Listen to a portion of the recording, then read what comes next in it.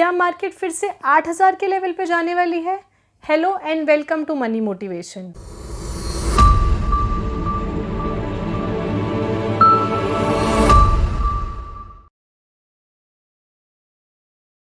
तो चलो दोस्तों, इसी बात को आगे बढ़ाते हैं कि क्या मार्केट एक्चुअल में क्रैश होने वाली है।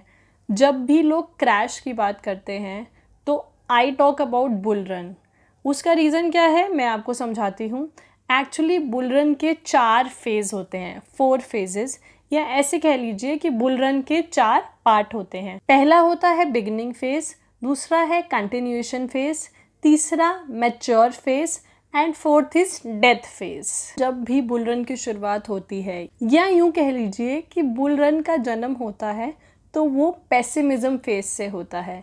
अब पेसिमिज्म एक बहुत भारी भरकम शब्द है, तो उसका मतलब मैं आपको बता देती हूँ। पेसिमिज्म सिंपली मीन्स निराशावाद, मतलब ऐसा विश्वास कि सब तरफ नेगेटिविटी है, ऐसे लगता है कि सब कुछ डूबने वाला है, सब कुछ नेगेटिव चल रहा है, हर तरफ बस नेगेटिव खबर है, नेगेटिव न्यूज़ है, कि बस लगता है सब कुछ बुरा ही होने वाला है।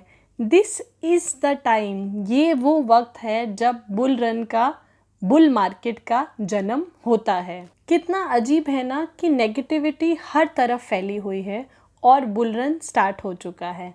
और जब ये बुल रन स्टार्ट हो जाता है और फिर जो है सेकंड फेज़ की शुरुआत होती है। सेकंड फेज़ यहाँ पे आता है कॉन्टिन्यूएशन फेज़, और जो ये सेकंड कॉन्टिन्यूएशन फेज़ है इसे स्केप्टिसिज्म फेज़ भी कहा जाता है। So skeptic, again a difficult word. Skeptic का बेसिक मतलब होता है संदेह करना, शक करना। तो इस फेज़ में किसी भी चीज़ पे बहुत ज़्यादा डाउट रहते हैं, उससे स्केप्टिक फेज़ कहा जाता है। तो चलो इसे मार्केट के ही एग्जाम्पल से समझ लेते हैं। मान लीजिए कि चारों तरफ नेगेटिविटी फैली हुई है और बुल रन शुरू हो चुका है।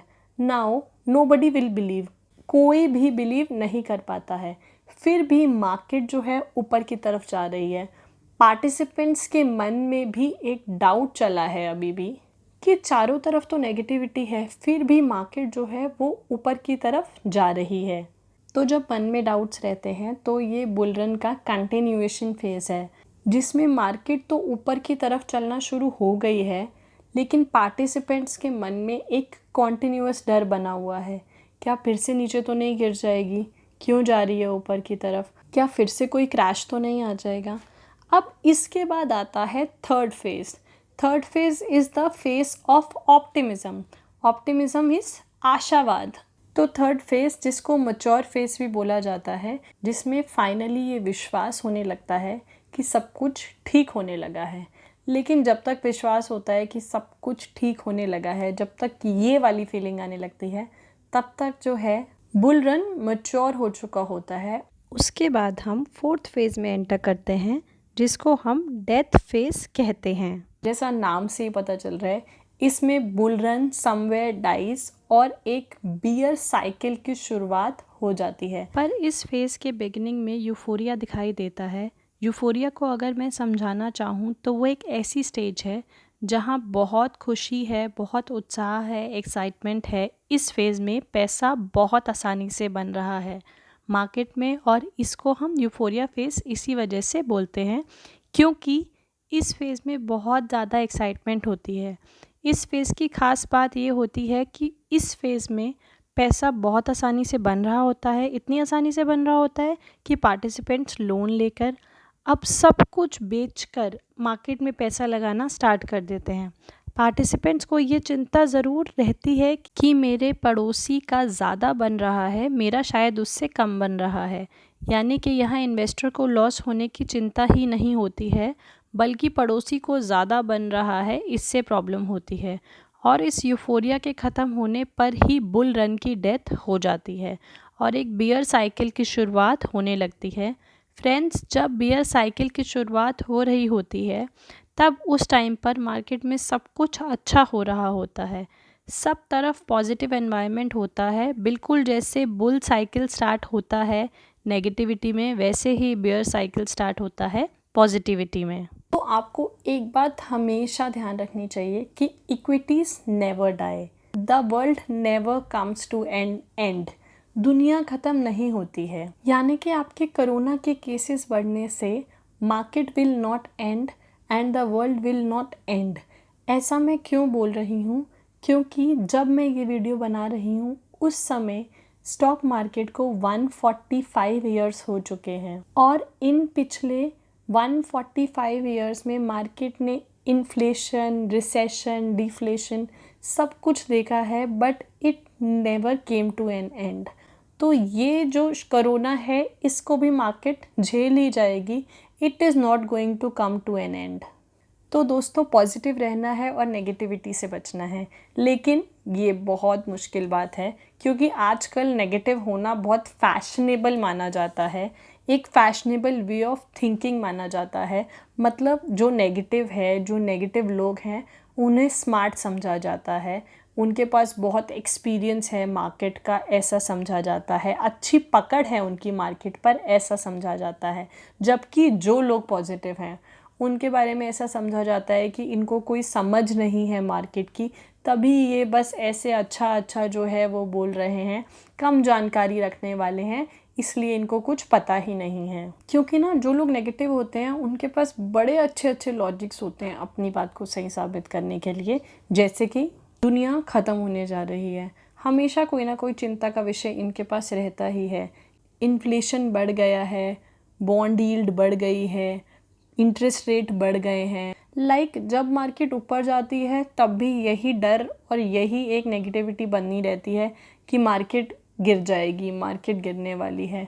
और जब मार्केट गिर रही होती है तब भी वही सेम बात चल रही होती है कि मार्केट गिर रही है, मार्केट और गिर जाएगी, मार्केट और गिरने वाली है। That too with so many logics. दोस्तों, ऐसा इस वजह से होता है क्योंकि नेगेटिव होना बहुत आसान है इस मार्केट में, मुश्किल तो पॉजिटिव होना होता है। तो नेगेटिव लोगों के पास ना हमेशा 4 बड़े इंपॉर्टेंट वर्ड्स होते हैं। This time it's different. मतलब इस बार जो है वो पिछली बार से अलग है। लेकिन मार्केट में कुछ भी अलग नहीं होता है। फ्रॉम पास्ट 145 ईयर्स मार्केट वही कर रही है जो इस बार भी करने वाली है, कुछ भी उसमें अलग नहीं है। क्या कर रही है? मार्केट ऊपर जाती है, मार्केट एक जगह खड़ी होती है, मार्केट करेक्शन लेती है और मार्केट फिर से ऊपर जाती है। जब से कोरोना के केसेस बढ़े हैं तब से लोग मार्केट के 6000 जाने के लेवल का वेट कर रहे हैं। उनके मन में लड्डू फूट रहे हैं कि कब मार्केट 6000 के लेवल पे जाएगी। लेकिन ऐसा सोचना सिर्फ एक बचपना है। तो दोस्तों, अब चलते हैं वीडियो के कंक्लूजन की तरफ। तो फ्रेंड्स, मुझे ऐसा लगता है कि ये अभी बुल रन की सिर्फ सेकंड स्टेज है। कौन सी स्टेज? स्केप्टिक वाली, जिसके अंदर एक संदेह वाला मोड चलता है। क्या लग रहा है? मार्केट गिर जाएगी, कल गिर जाएगी, अभी गिर जाएगी। लेकिन थर्ड स्टेज और फोर्थ स्टेज आना अभी बाकी है। Optimism and euphoria. मतलब कि मार्केट में अभी बहुत तेज़ी आनी बाकी है, क्योंकि ऑप्टिमिज्म और यूफोरिया ये जो दोनों फेज़ हैं ये बहुत लंबे समय तक चलते हैं। तो ये जो फेज़ है इससे डरे नहीं, इसको नेगेटिव ना समझें, इसको as a buying opportunity treat किया जाए। That is better for us. Last but not the least, IT sector में जो करेक्शन आई है उसकी भी बात कर लेते हैं। इसमें कोई प्रॉब्लम की बात नहीं है अभी तक। You can buy on dips. Pharma sector already अच्छा कर रही है। निफ्टी PSU बैंक के स्टॉक्स को धीरे धीरे एक्यूमुलेट करना स्टार्ट कर सकते हैं।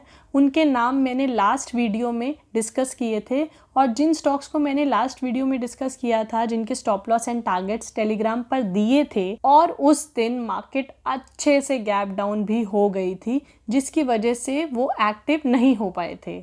हालांकि बहुत सारे मेंबर्स के मैसेजेस भी आए कि मैम क्या करें, ये तो और सस्ता मिल रहा है, क्या इसे बाय कर लें। एंड आई सेड कि IT एंड फार्मा को छोड़ के किसी को भी नहीं करना है। इनफैक्ट PSU बैंक के तो लेवल भी नहीं दिए। इसकी वजह ये थी कि बैंक निफ्टी बहुत ही खतरनाक लेवल पे खड़ा था। तो फ्रेंड्स, ज़्यादा गैप डाउन हो जाए तो उस पॉइंट पर किसी भी शेयर को बाय करना समझदारी नहीं होती है, जब तक एक कंफर्मेशन ना मिल जाए। तो उन सभी को पेपर ट्रेड के लिए उसी रेट पर बाय करना है जो दिया गया है। अगर मार्केट थोड़ी और गिरती है तो revised targets and stop loss मैं आपके साथ शेयर कर दूंगी। अदरवाइज़ उन्हीं रेट पर, उससे कम में नहीं करना है। Happy investing. मैं आपसे मिलूँगी बहुत जल्द एक और वीडियो के साथ। Thank you so much.